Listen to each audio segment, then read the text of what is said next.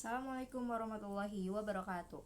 Perkenalkan, nama saya Evania Kushashon Pairus dari kelas 11 Ummu Habibah. Di sini saya akan menceritakan tentang biografi, perjalanan hidup, karya yang telah dibuat dan pelajaran yang dapat dipetik dari salah satu ulama besar di Indonesia yang namanya sudah dikenal sampai ke dunia internasional, yaitu Syekh Nawawi Banten, atau nama lengkapnya itu Abu Abdul Mu'ti Muhammad bin Umar Al-Tanaro Al-Jawi Al-Bantani.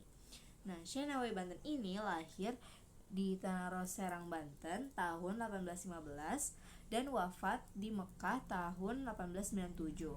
Beliau itu berasal dari keturunan ulama yang ayahnya juga ulama dan masih keturunan Sunan Gunung Jati. Nama Al-Jawi itu ada karena beliau itu masih keturunan Jawa. Nah, beliau itu mendapat gelar di internasional itu Sayyidul Hijaz, yang berarti guru besar di Jazirah Arab. Nah, beliau juga bermazhab Imam Syafi'i dan dikenal sebagai salah satu ulama yang paling berpengaruh di dunia. Perjalanan hidup beliau itu sangat luar biasa. Sejak kecil beliau itu sudah belajar ilmu agama dari keluarganya dan lingkungan pesantren di Banten.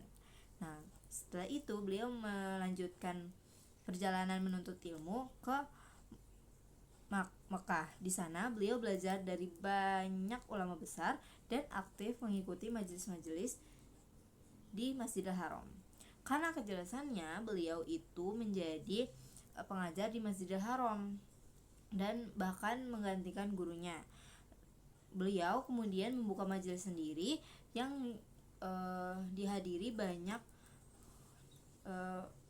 murid dari berbagai negara, yaitu salah satu Indonesia, dan salah satu muridnya itu ada Kiai Hasyim Asy'ari yang yaitu pendiri Nahdlatul Ulama atau NU.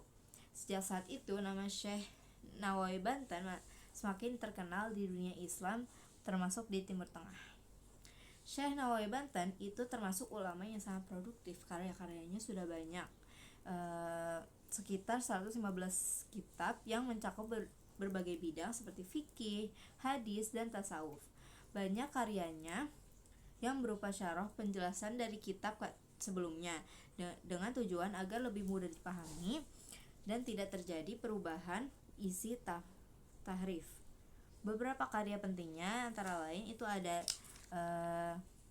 Nasoih al-Ibad, nasihat keagamaan, Muraqi al-Ubudiyah tentang ibadah dan akhlak, Tafsir Maroh Labid, tafsir tentang Al-Quran, dan Uqud al-Lujain tentang kehidupan rumah tangga, dan terakhir ada Tanqih al-Qaul al-Hadis tentang hadis-hadis. Nah, karya-karya beliau banyak diterbitkan di Mesir dan dipakai bahan ajar di pesantren Indonesia, Malaysia, Thailand, bahkan di Timur Tengah gitu.